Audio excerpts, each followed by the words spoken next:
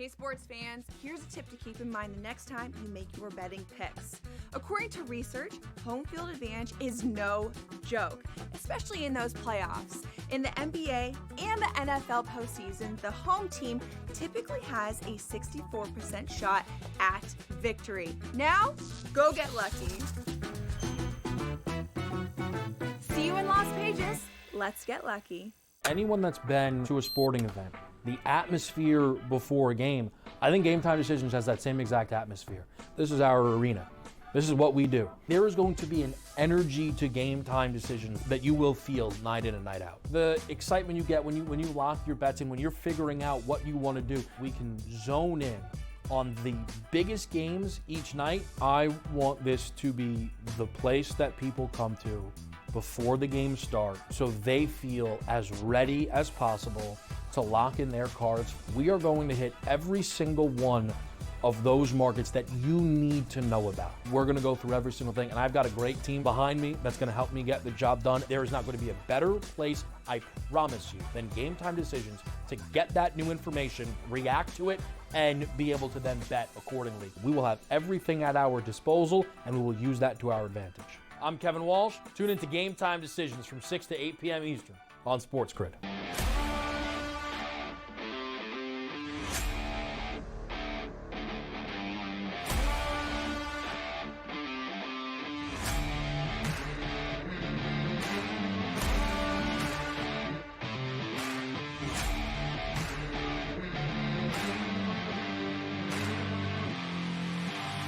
It's smarter to be on SportsGrid.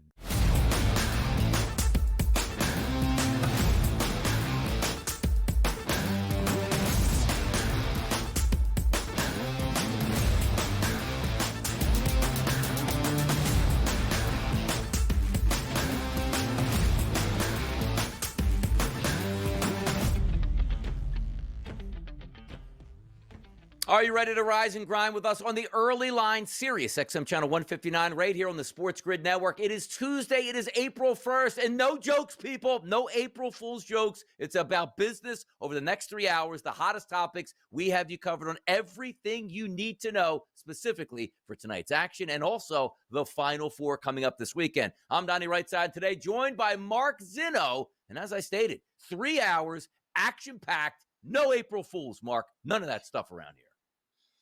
No April Fools at all here. This is a very good week leading up to what should be maybe the greatest Final Four we've ever seen in the history of the sport.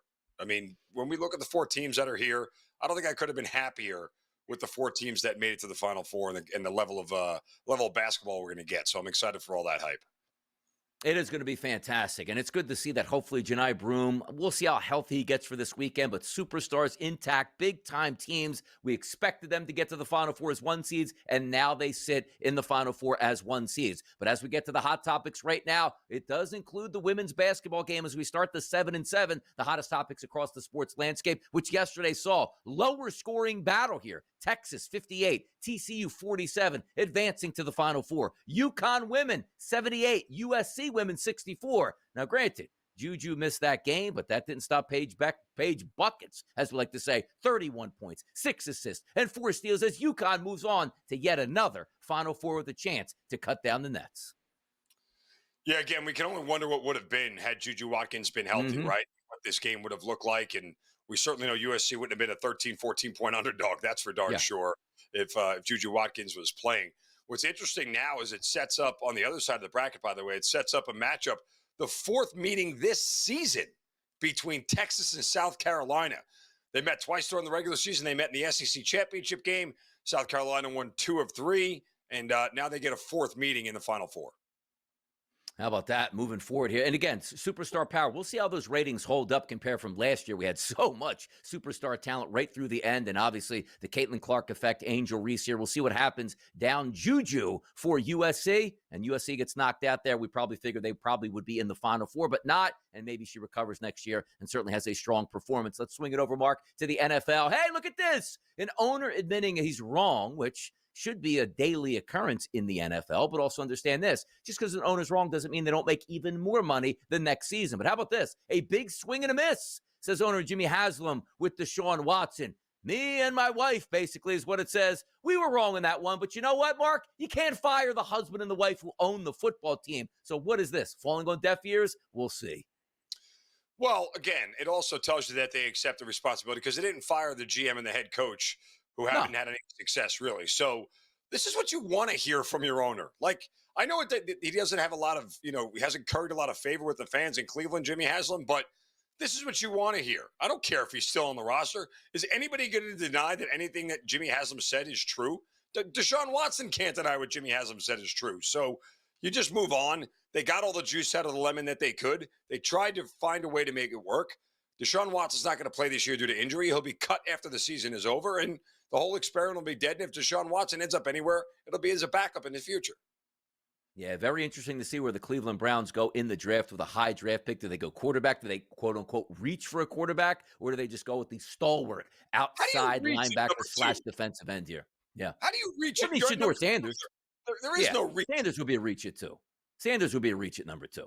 Like if they go out and say, this is our quarterback, even though we're not sold on him, but he is a quarterback at 2, that's going to be an interesting move. I think they should go Abdul Carter, the best overall player in the draft, and rebuild that way. But we'll see if they take Shedeur Sanders. But I'll tell you right now, Shedeur Sanders and his pops over here, they don't want him going to Cleveland, Mark. No, but again, with the Giants and Cleveland drafting back-to-back here, this could be a comedy of errors by those two franchises at 2 and 3 overall. I can't wait. We had 2 owners battling to know for that they're going to do. You know what? I don't think we're going to make the right decision either way. Throw a pick out there and see what happens here. Yeah.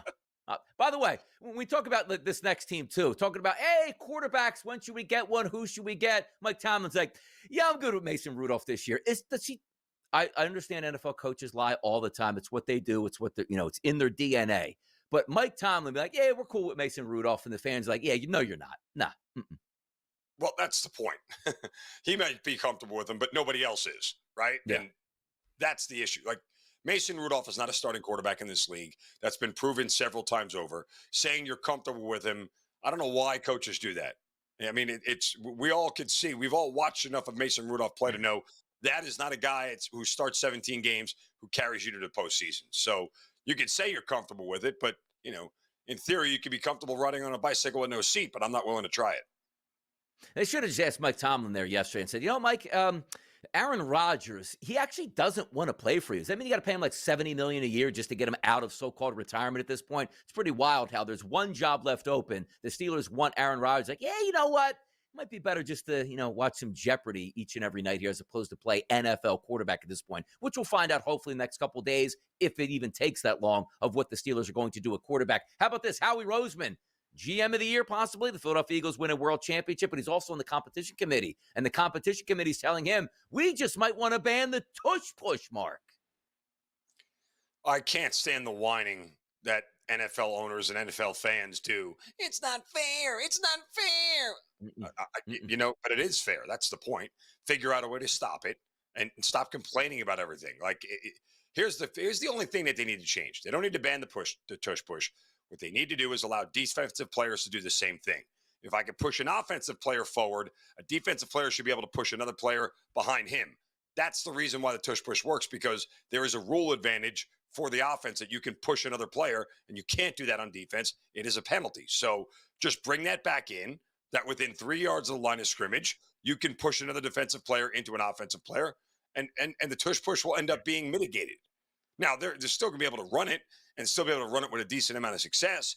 But since the rules change to level the playing field, then guess what? We might have a more level outcome of the tush push. But Sean McDermott, leading the way here for Buffalo. So I would think like Howie Roseman, okay, you want that? Quarterbacks can't scramble out of the pocket. Good luck with Josh Allen for the rest of his career, because we're going to outlaw that, because quarterbacks do get hurt when they get out of the pocket and take extra hits there. You could play the game both ways here. Back to Major League Baseball, Jurickson Profar. How about this? Big signing coming over to the Braves. They're struggling at the plate. Not even PEDs were helping the Atlanta Braves at the plate. Profar, 80-game suspension, no longer eligible for playoff action for the Braves. What a disaster. You should have just got a torpedo bat. That probably would have been a lot easier than the PEDs. But nonetheless, this is one of the few Alex Anthopoulos signings I've seen since his move to Atlanta that has gone belly up pretty quick. Even the ones that weren't great sort of gave you some minimal returns before they cut bait. But What do you do with this now? I mean, you're down an outfielder, you're down a guy that was supposed to be a critical part of your lineup, and he's going to miss 80 games. Maybe he can help him get to the postseason, but as you said, not eligible for the postseason. So, okay, here we go. No, certainly not. By the way, Red Sox left-handed pitcher Garrett Crochet gets a $170 million extension there. A nice little pitcher on the mound, young. And by the way, one of the highest paid players in Major League Baseball after only 4 years of service. And also, Kevin Durant, Phoenix Suns. Oh, no, injures that ankle. Maybe the last time we see him in a Suns uniform. Could it be, Mark? Yeah, probably. I think this is an experiment that we can call a fail. Just brutalness out there for the Suns. High expectations to enter the season, the lowest of the low. Hey, maybe we can make the play-in round. But watch Kevin Durant saying, ooh, for my next contract here, I got to make an all-NBA team. He's got to play a couple more games. So instead of saying, I'm going to do this for the good of the team, I'm going to do this for the good of myself, Coach. Hey, Coach, I got 3 minutes for you in each game so I can qualify at this point. We're just getting started on the early line right here on the SportsGrid Network.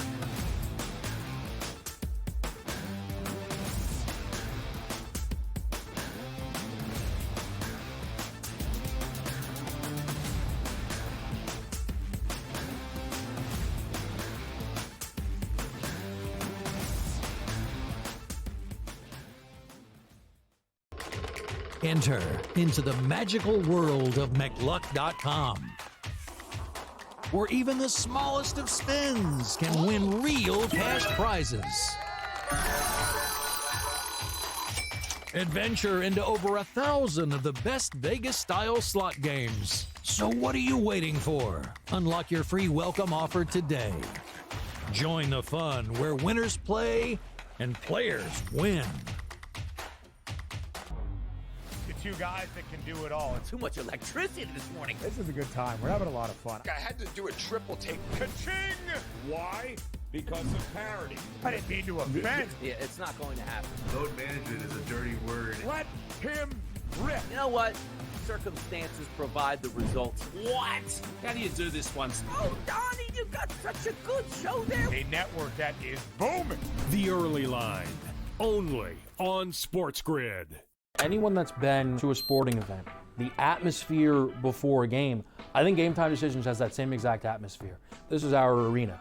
This is what we do. There is going to be an energy to Game Time Decisions that you will feel night in and night out. The excitement you get when you lock your bets in, when you're figuring out what you want to do, we can zone in on the biggest games each night. I want this to be the place that people come to before the games start so they feel as ready as possible to lock in their cards. We are going to hit every single one of those markets that you need to know about. We're going to go through every single thing, and I've got a great team behind me that's going to help me get the job done. There is not going to be a better place, I promise you, than Game Time Decisions to get that new information, react to it, and be able to then bet accordingly. We will have everything at our disposal, and we will use that to our advantage.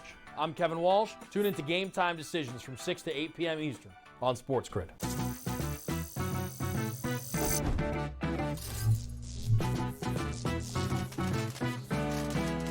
Did you know sportsbooks tend to draw up tighter bet lines for events that get even more bettors, like championship games or major matchups? My tip? Try betting on less popular sports. You might have a better shot at beating those odds. Now, go get lucky. See you in Las Vegas. Let's get lucky.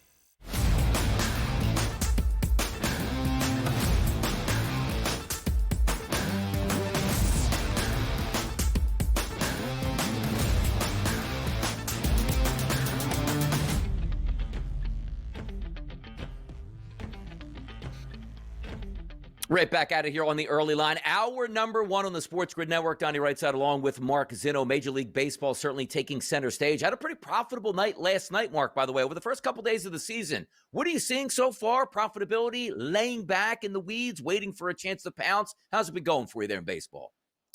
We're off to a good start. I am curious, and I'm going to play on this again tonight, how the new A's ballpark is going to hold the baseball. Oh, yeah. Now, there was some bad pitching last night by the A's, but they hit 4 home runs in the first 3 innings of that game. And I'm no physics major, so I won't pretend to be. But I can tell you with a guarantee that because the ballpark is not as high up and because they don't have as, 500 level seats, the ones, the nosebleeds where Bob Uecker used to sit, may he rest in peace, the aerodynamics there are different. The ball can fly out a lot farther, especially if the wind is blowing out.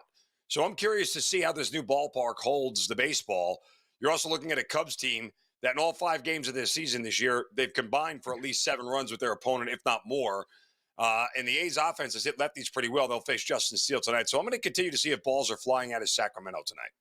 Yeah, no doubt about it there. That's one of the biggest moves there. One of the worst hitting ballparks in Major League Baseball. Now could you be one of the better hitting ballparks? That's a big shift there. And you saw last night, as Mark said, a lot of hits there. Capitalized on the Cubs on a couple props last night. Hit those early. Fantastic night all the way through. Now, when we talk about base hits and having fun and winning baseball games, that's not what you're going to find for the Atlanta Braves, but certainly what you're going to find for the Los Angeles Dodgers. After last night's action, a 6-1 victory for the Dodgers, which moves the Dodgers to a perfect 6-0 and 4-0 at home. And the Atlanta Braves, all 5 games on the road, all 5 losses. They can't get out of their own way. Holmes last night on the mound, 4 innings pitched, 4 earned runs.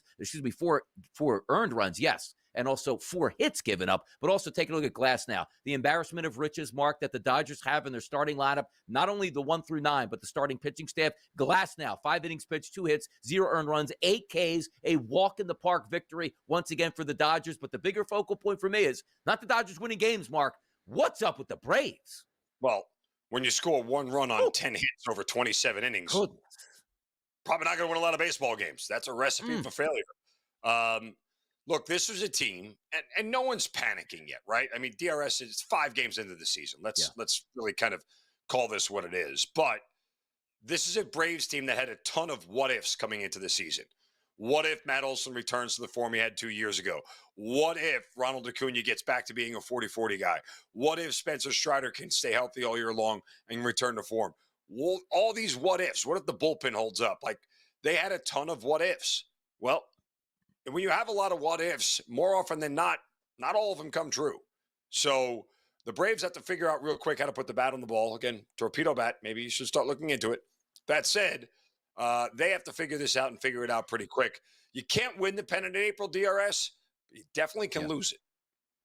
Yeah, that's not a great start, but also understand this. Padres, pretty good baseball team. Dodgers, outworldly right now. So you're also getting that combination of we're not playing good baseball, but at the same time, we're playing some of the best teams in Major League Baseball. Case in point, like look at the Philadelphia Phillies opening up on the first 2 series. You're supposed to have a lead in the NL East when you play those teams. We'll see if the Braves can shake out of it tonight, which again, it's against the Dodgers. You're almost looking to say we're hoping to win 1 game in Los Angeles to sort of salvage that series, which is a crazy start to the Braves, who were favored to win the NL East. Keep it moving in the NL. Another really good team out west here, Mark, the San Diego Padres, which opened up pounding on the Atlanta Braves, now doing the same with the Guardians with a 7-2 victory as the Padres, all 5 games at home, all 5 wins. The Guardians dropped to 2-2. You look at the Padres last night, 3 hits out of Manny Machado. Gavin Sheets comes over as the DH. How about this? 3 for 3, 2 runs scored, and a 4 RBI night. The Padres stay hot last night on the West Coast.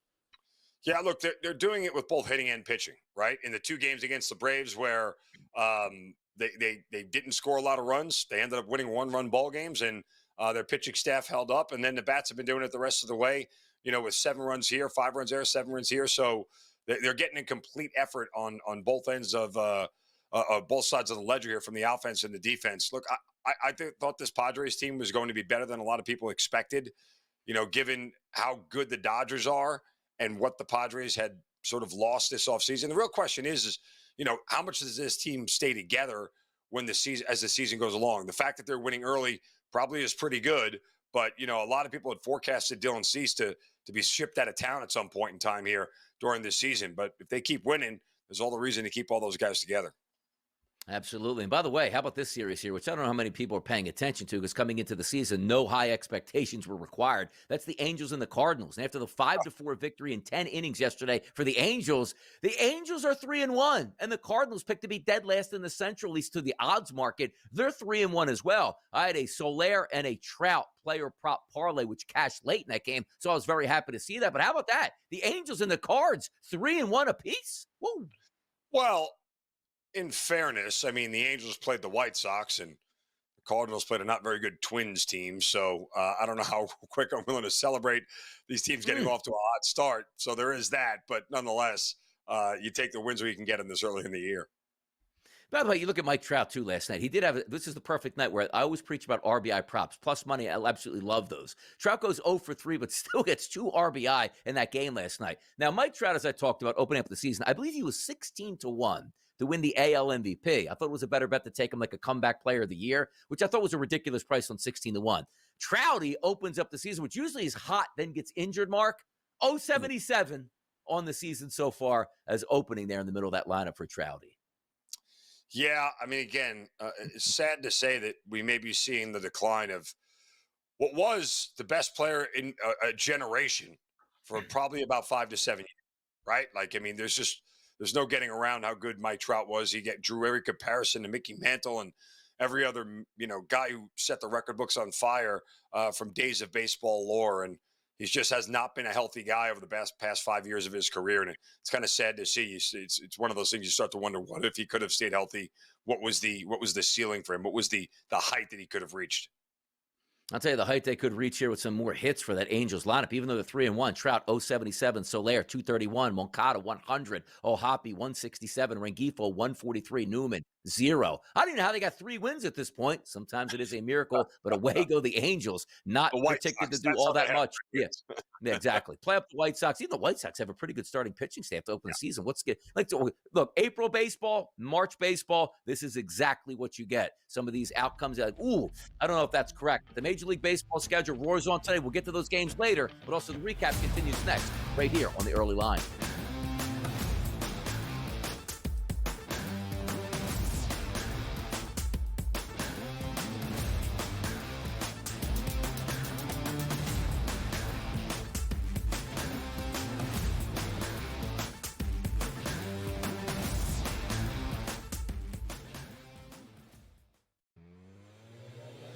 The team we expected to be a national championship frontrunner all season long and even before the big dance.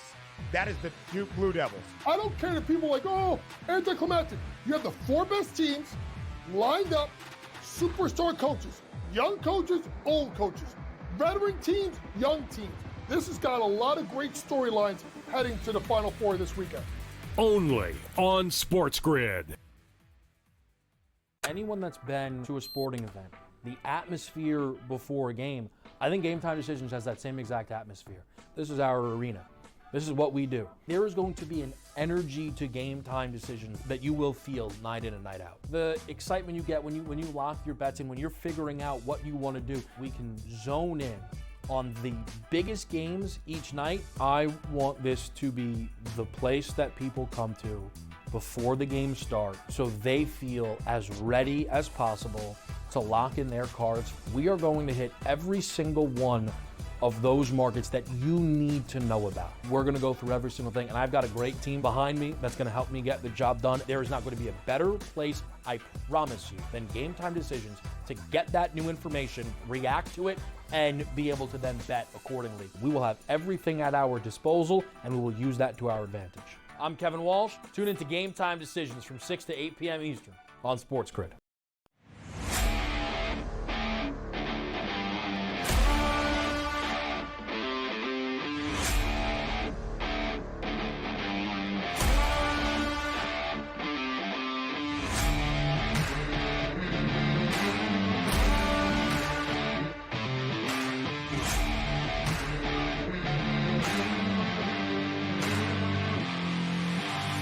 It's smarter to be on SportsGrid.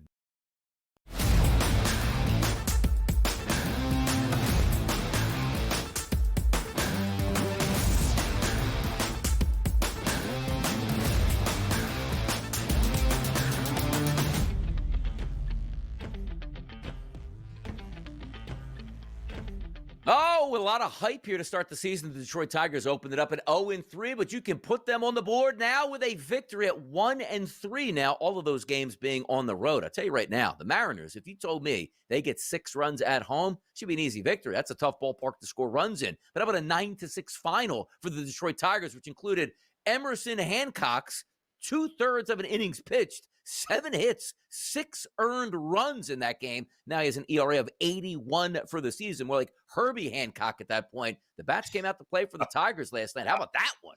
Boom. What a good reference.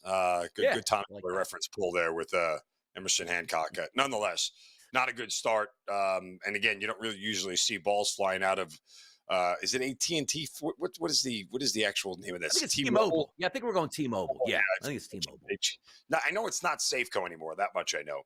But look, the Tigers are a team that, some people projected could win the AL Central. Took a huge step last year in making the postseason and making a little bit of noise, and they're trying to do it again. Granted, they'd lost some of the arms that were part of that postseason run, so things have changed a little bit from a roster standpoint.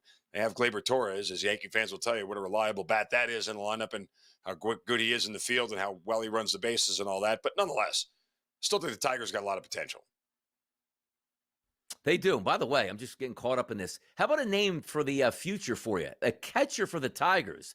Dylan Dingler, 3 of 5 last night, 2 ribs, 455 on the season. Never heard of the guy. And again, we had a little Herbie Hancock over there.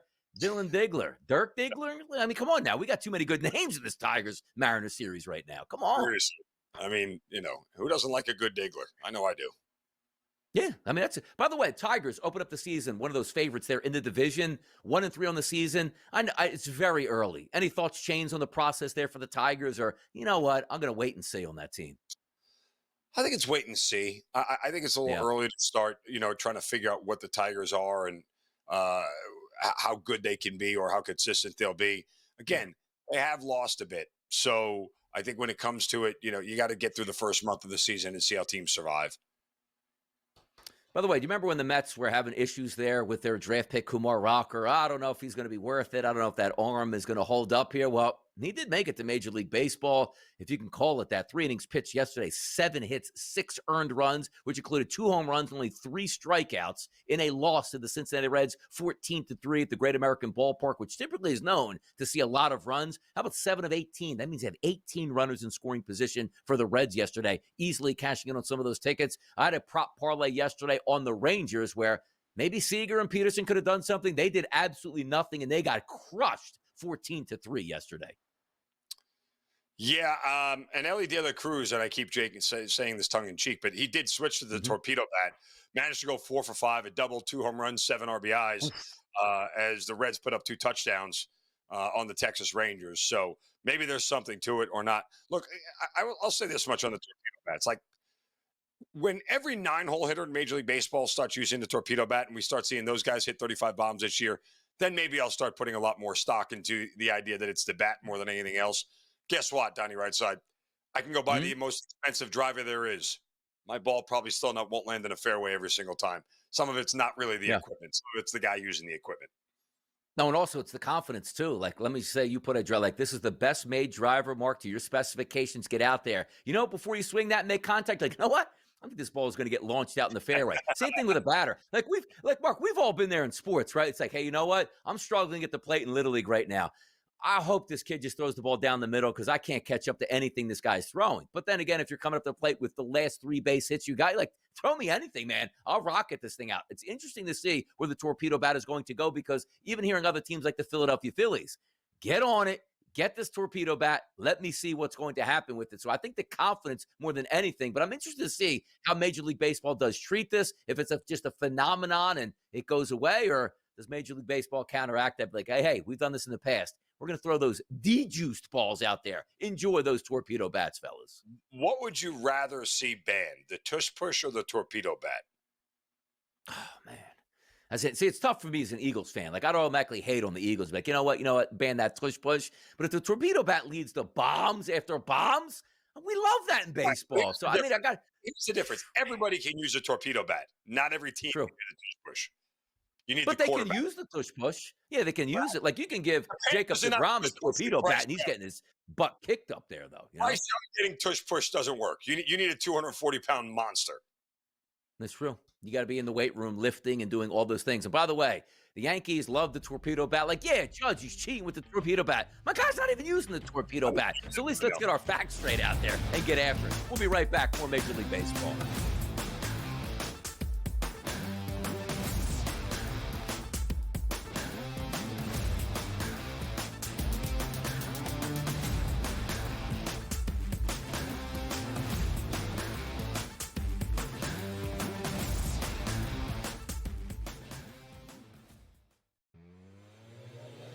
the team we expected to be a national championship frontrunner all season long and even before the big dance. That is the Duke Blue Devils. I don't care that people are like, oh, anticlimactic. You have the 4 best teams lined up, superstar coaches, young coaches, old coaches, veteran teams, young teams. This has got a lot of great storylines heading to the Final Four this weekend. Only on SportsGrid. Anyone that's been to a sporting event, the atmosphere before a game, I think Game Time Decisions has that same exact atmosphere. This is our arena.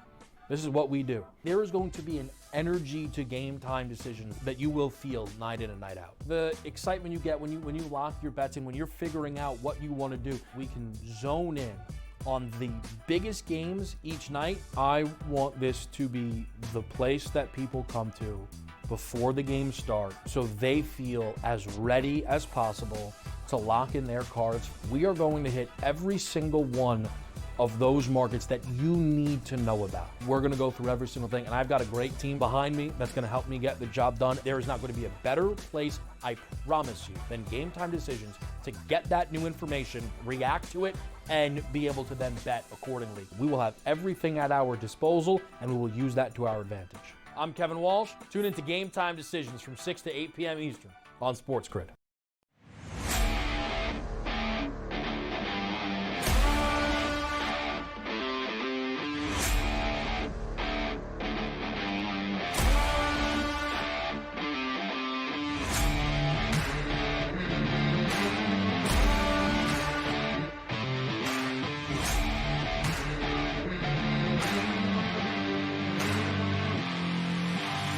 It's smarter to be on SportsGrid.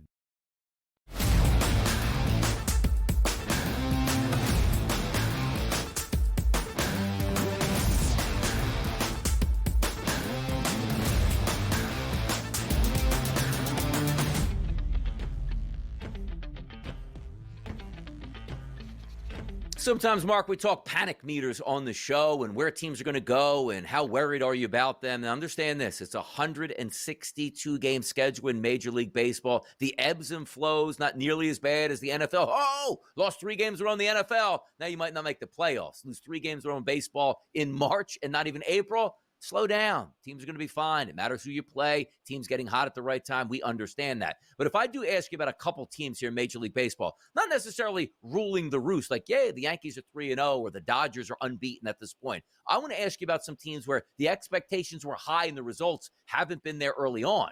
Now, the Boston Red Sox, who I had high hopes for this season, and again, preface it, it's a long season. They're 1-4. Rafael Devers has already thrown in the towel on the season. Any worries about the Boston Red Sox in the makeup? Because they couldn't have had a worse offseason where they signed some good players, and then maybe their best players like, I don't even know if I want to be here anymore, and it's showing right now.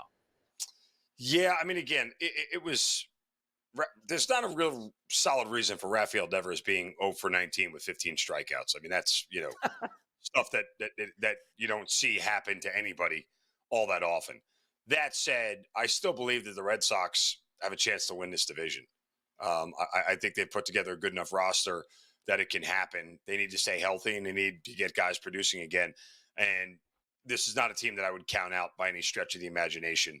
And for what it's worth, they played the Orioles. They have the day off today. They'll play them again tomorrow in this sort of quirky, scheduling thing, the way Major League Baseball does it to start the year. But this is a Red Sox team that I think is going to be decided on their pitching. That's really kind of where they're making their bones here with Crochet and Bello and everybody else they have. I still think this team's pretty darn good. So we'll wait and see. And then as far as Devers, by the way, just wait till he plays the Yankees, a 3-game series in the Bronx. He'll be 7 for 16 with 4 home runs, and he'll kill the Yankees like he does every single year. Just gets cooking here. Waiting to see them wake up 1-4 in the season. Another team with high expectations in the Central Division was the Minnesota Twins. For me, like just watching them on a day-to-day basis, they've been horrendous at the plate every which way. They get crushed yesterday by the White Sox in a game where Buxton and also Correa came out of the game early. They sit at 0-4 and a minus 22 run differential through 4 games for the Twins in the basement in the Central. I would have some concern here. I didn't think the Twins were they probably played above their heads a little bit last year. I don't know that they'll be as competitive this year. I would again, not pushing a panic button. It's very early, and they can turn it around. But the Twins didn't strike me as a team that was primed for a step up this year as opposed to a little regression coming back. And by the way, take a look at the Colorado Rockies out there in the West. They're 1-3 in last place. No issues with that. They're going to find themselves in last place for the whole year. But another team in the Central, as we talk about the leaders, 3-1 the Cardinals, but the bottom feeders, the Milwaukee Brewers at 0-4 with a minus 32 run differential. Some teams just not even out of the starting gate yet, Mark. Yeah, again, they played the Yankees in the bandbox that is Yankee Stadium and proceeded to give up 30-plus runs. And they complained about torpedo bats and the Yankees getting away with it. Then they came home and gave up 11 runs to the Kansas City Royals. So, maybe it's not the bats. Maybe it's your pitching that is the real issue here in Milwaukee. No, it is. Like just getting updated on Major League Baseball. Day to day, you get some crazy things. It's April 1st. Hopefully the weather starts to improve here in the month of April. Teams will settle down. Maybe the Braves will win a game in the month of April. We'll find out. But we'll get back to Major League Baseball a little bit later in the show today. Let's flip it over to the NBA because you take a look at these standings in the Western Conference right now. 1 through 10, the Phoenix Suns don't find their way into that top 10. They're actually sitting at 11th, which means if the season ended today, Mark, the Phoenix Suns would be out of the playoffs. And why is that meaningful? Kevin Durant, their best basketball player this season, at least, over Devin Booker, and Bradley Beal doesn't even show up on time for work half the time. You take a look at the Suns, now expected to miss at least, Mark, 1 week with an ankle injury for Kevin Durant. The Suns, as it shows, are 1.5 games out of the play-in with the toughest remaining schedule in the NBA. So Kevin Durant comes back, maybe he does or doesn't, but the Phoenix Suns, with those aspirations of making a tighter run at the beginning of the season, their title run now is like, well, maybe we can make the play-in as the 10th seed. What a disaster for the Suns this season.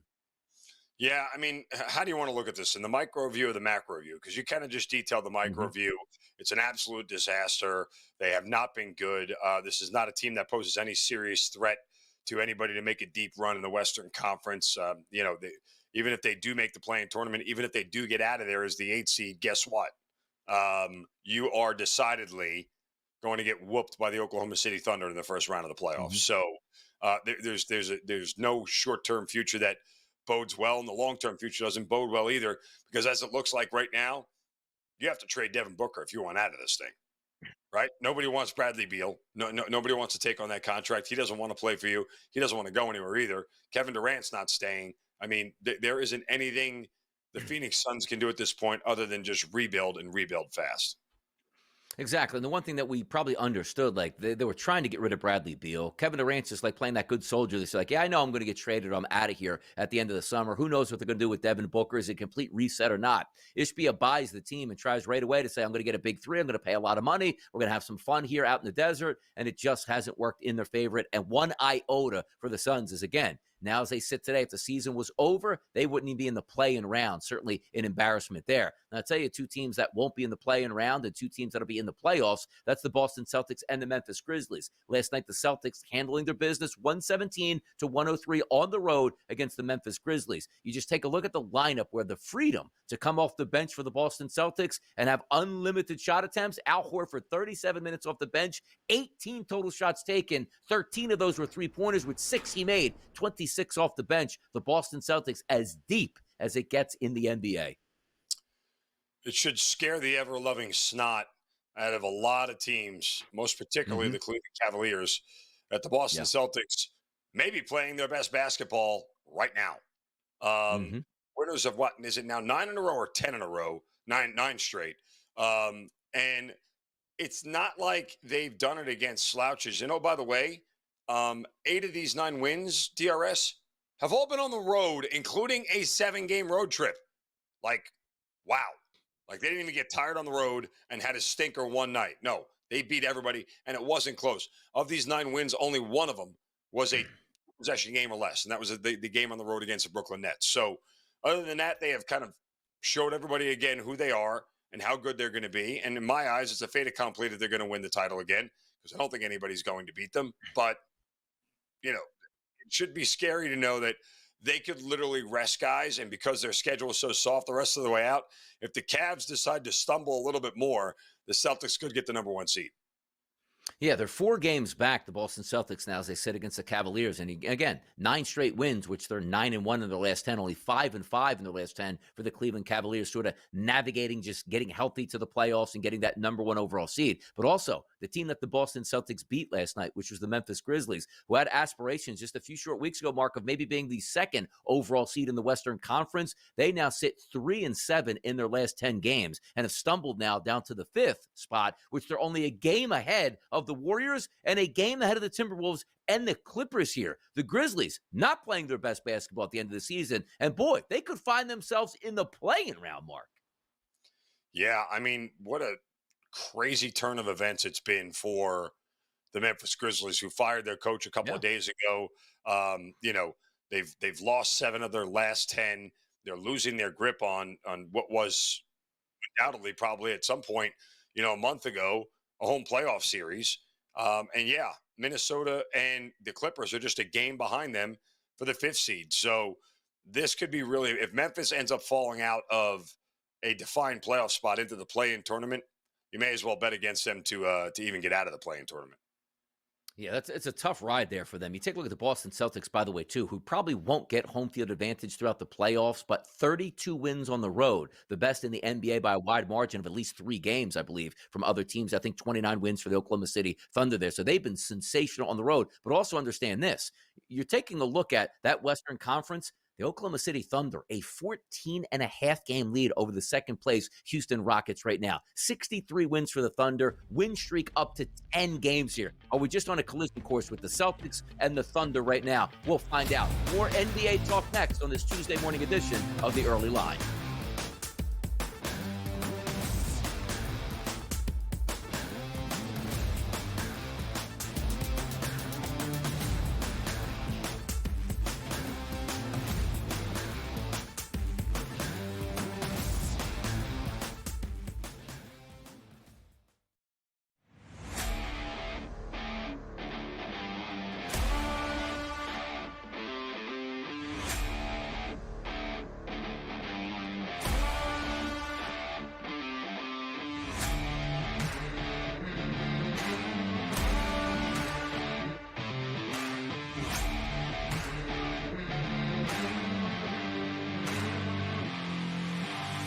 It's smarter to be on SportsGrid. You studied the stats. You had the perfect bracket until your upsets turned into regrets. SportsGrid rides the highs and lows of every buzzer beater, bracket buster, and Cinderella story. The Big Ten Freshman of the Year! Our team brings you sharp insights, real-time reactions, and all the madness. Only on SportsGrid. They won the game, and a lot of people, I think, are, prematurely writing them off. Like, I heard a lot of people say they're not even making the playoffs this year. What I give them credit for right now, Scott, I'm not going to pencil them to win the division yet. Let's see how they do. What I give the Red Sox credit for, and this sounds like silly, I give them credit for actually trying this year. Pharrell Coast to Coast, only on SportsGrid. The team we expected to be a national championship frontrunner all season long and even before the big dance. That is the Duke Blue Devils. I don't care that people are like, oh, anticlimactic. You have the 4 best teams lined up, superstar coaches, young coaches, old coaches, veteran teams, young teams. This has got a lot of great storylines heading to the Final Four this weekend. Only on SportsGrid.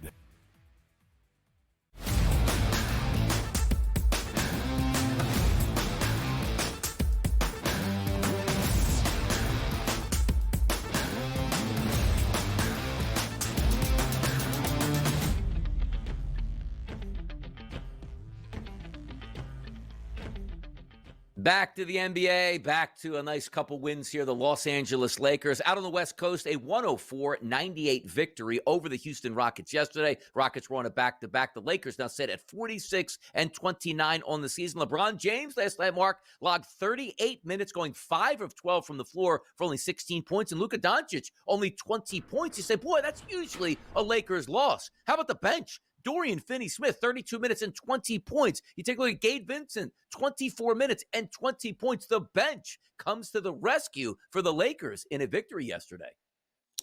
And a much-needed one. Again, it was we talked about with the seeds in the Western Conference. I've said for a couple of weeks now, DRS, that seeding will be critically important in the Western Conference. The path that you have, again, because there is no reseeding, the path that you have to the Western Conference Finals will matter, especially for a team like the Lakers. They need to try to avoid the Oklahoma City Thunder and or the Denver Nuggets until they get to the Western Conference Finals, because they just don't have the size inside to match up with Jokic or anybody that Oklahoma City puts out there, whether it's Chet Holmgren or Isaiah Hartenstein. So, plus the Lakers don't play a whole ton of defense, and that's usually a problem against good offensive teams. So I think the seeding absolutely matters, and teams who want to sort of control their own destiny, yeah, is it worth it for the Lakers to get the 3 seed and then end up having to probably face the Rockets in the semis? And that means Oklahoma City and Denver would meet up in the Western Conference semis on the other side of the bracket, and you would only end up facing one of them. That's the Lakers' path here, DRS, if they would like to get to the Western Conference Finals.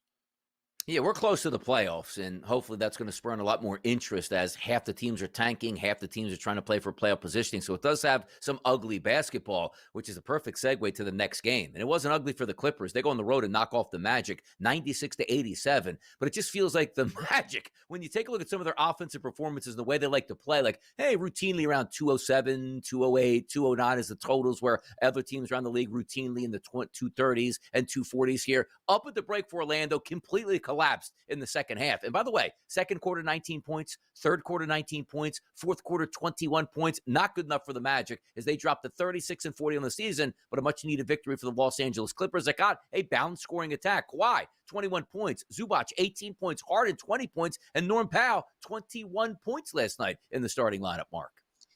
Clippers won 8 of their last 10, and you're starting to see what the effects of a healthy Kawhi are on that lineup. Excuse me. So I think when you get the best version of the Clippers, they could theoretically present some problems and make a series much deeper in the playoffs. They could end up with the 7 seed and end up facing the Houston Rockets. And that's a series in the playoffs, DRS, that feels like a little bit more of a coin flip than most people would think. Yeah, I'm telling you, I do like the Clippers when it comes down time to the playoffs. A veteran team, you get the extra layoff in the first round. You have superstar players. You have guys that won championships with Kawhi Leonard. You have James Harden, can raise his game to the next level. Powell coming back finally healthy from those hamstring injuries. They'll be a fun team to watch down the stretch, and maybe one of those teams that can do some damage in the West. We're not talking about maybe winning an NBA championship, but maybe providing an upset along the way. Yesterday, the Indiana Pacers 111, the Sacramento Kings 109. It wasn't for the effort of a couple guys in the starting lineup for the Sacramento Kings that cost them the game. Sabonis was 11 of 19 from the floor. DeMar DeRozan was 12 of 24. Keegan Murray 5 of 11. Zach LaVine 7 of 15, and Keon Ellis was 3 of 4. It's still coming up in a losing effort here. Third quarter won by the Pacers 30-23, just outlasted the Sacramento Kings, who now under 500, fighting with the Suns just to stay in the play-in round now. Yeah, and staying in the playoff round for what it's kind of crazy.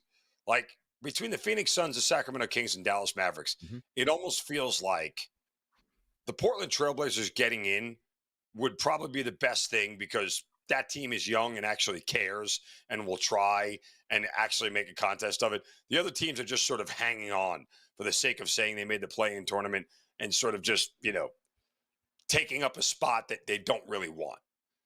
I'd almost rather Portland and San Antonio work their way into the 9 and 10 seeds, just because, again, I think you'll get younger teams that actually want to try and win a game. Yeah, it's funny how you look at the standings, too, because in the Western Conference, as we said, the teams that are out of the playoffs right now with still a chance technically to make the play-in round, it's the Phoenix Suns, the Portland Trailblazers, and the Spurs. Spurs not trying to do anything at this point. The Phoenix Suns, now that Durant is down, the Portland Trailblazers maybe just a little bit too far back. So you do have the Kings, Mavericks, Clippers, and the Timberwolves in the play-in round as it sits right now. When you flip it over to the Eastern Conference, you see the bottom where the eliminated teams already are the Nets, Sixers, Hornets, and the Wizards. And I got to tell you, credit to the Philadelphia 76ers. You have a top 6 lottery protected draft pick where if they fall out of that, that pick conveys over to the Oklahoma City Thunder as if they need any more help. But the Sixers, the originators for me of the ultimate tank, really going deep into their bag right now to try to hold off the Brooklyn Nets to put their advantage now as the 5th worst team in the NBA to keep that draft pick has been impressive. Maxey, I don't think he's injured. He's not playing on a night-to-night basis. Paul George, probably somewhere in Cancun on the banana boat here, having some fun already. Joel Embiid, getting ready for next year. A starting lineup on a day-to-day basis that most people won't even recognize. Congratulations to the tankers, not the Sixers, the tankers here, Mark, of holding it down right now. I'm telling you, it's a bad product in the NBA in a lot of cities right now. Yeah. Again, it's just, the NBA wants to try to fix this somehow. I don't know why. You're not going to fix it.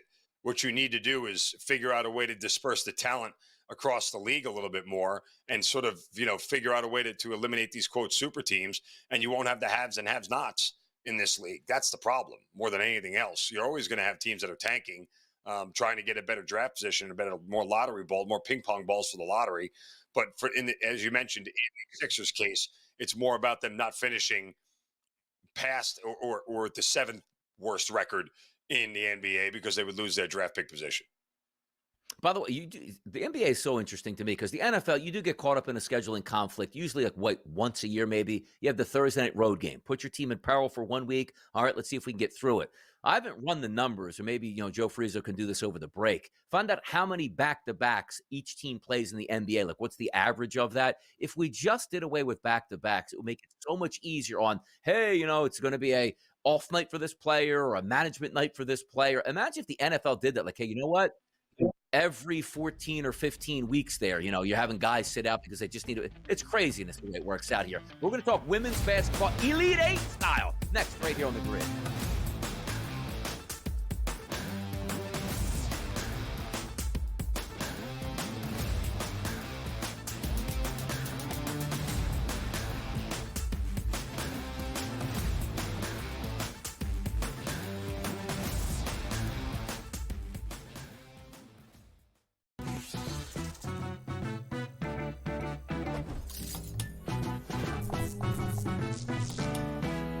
Hey sports fans, here's a tip to keep in mind the next time you make your betting picks. According to research, home field advantage is no joke, especially in those playoffs. In the NBA and the NFL postseason, the home team typically has a 64% shot at victory. Now, go get lucky. See you in Las Vegas. Let's get lucky. Anyone that's been to a sporting event, the atmosphere before a game, I think Game Time Decisions has that same exact atmosphere. This is our arena. This is what we do. There is going to be an energy to Game Time Decisions that you will feel night in and night out. The excitement you get when you lock your bets in, when you're figuring out what you want to do, we can zone in on the biggest games each night. I want this to be the place that people come to before the games start so they feel as ready as possible to lock in their cards. We are going to hit every single one of those markets that you need to know about. We're gonna go through every single thing, and I've got a great team behind me that's gonna help me get the job done. There is not gonna be a better place, I promise you, than Game Time Decisions to get that new information, react to it, and be able to then bet accordingly. We will have everything at our disposal, and we will use that to our advantage. I'm Kevin Walsh. Tune into Game Time Decisions from 6 to 8 p.m. Eastern on SportsGrid.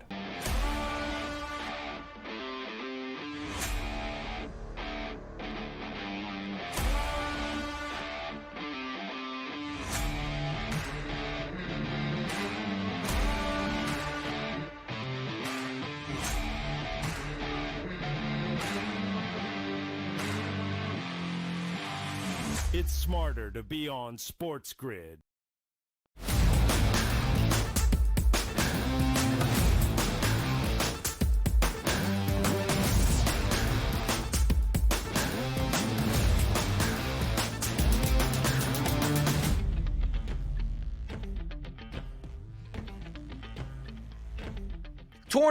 Tournaments, and absolutely more tournaments. We're watching it right now where the Final Four is set in both women's college basketball and men's college basketball. Now, so many times the spotlight does go towards the men's, and particularly this year, all 4 number 1 seeds getting to the final, which is ultra impressive. But understand this.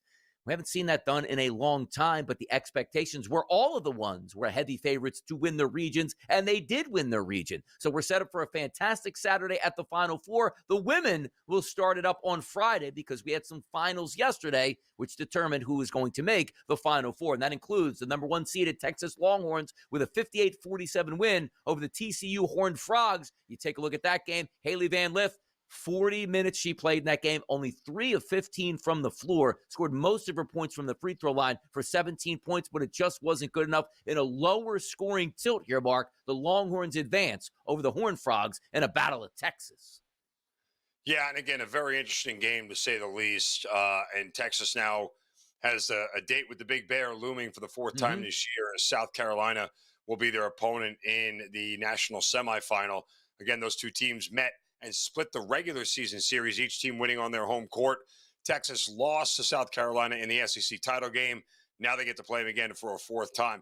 I honestly don't know, DRS, who that benefits. Does it benefit more Texas to have seen them this much, or does South Carolina get, as the big dog here, giving them another crack at the little pup, just another chance to go play with their food for a little bit and beat them up before they try to go win another national title?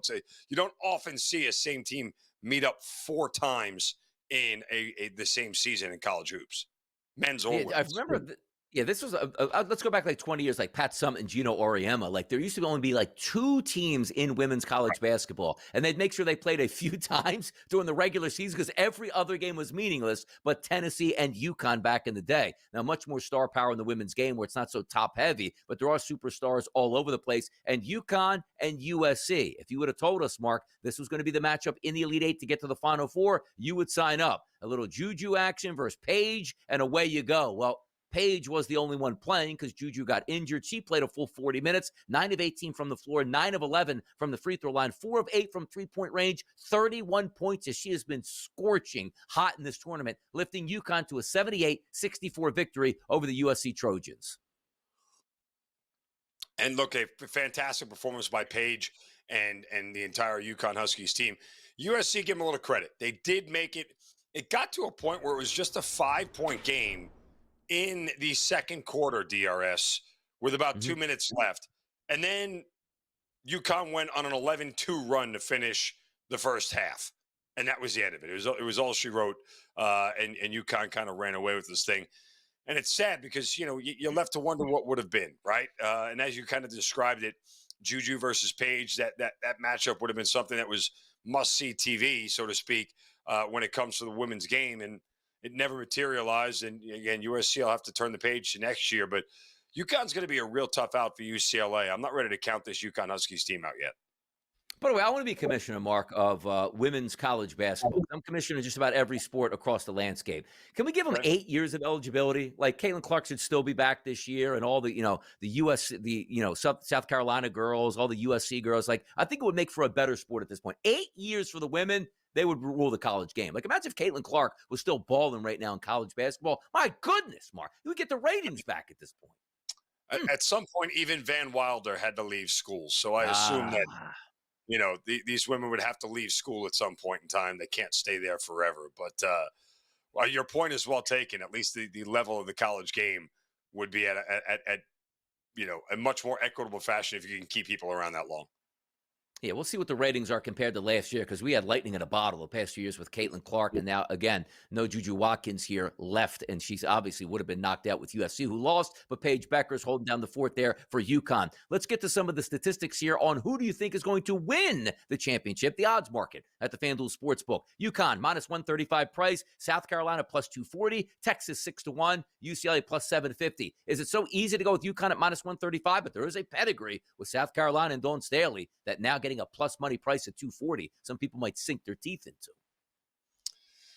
I took a future on UCLA prior to the tournament getting underway, and before the brackets came out. So I have a vested interest in UCLA being able to pull this thing off here. But, if that's the case, I really would love Texas to knock off South Carolina. That would make my life a lot easier. There you go. Storming all the way through. Mark invested in women's college basketball. I've watched maybe 30 seconds of women's college basketball this year, so I wish the ladies good luck this weekend in their tournament as I focus on the real Final Four. And you know what else is coming up next? It's hour number 2.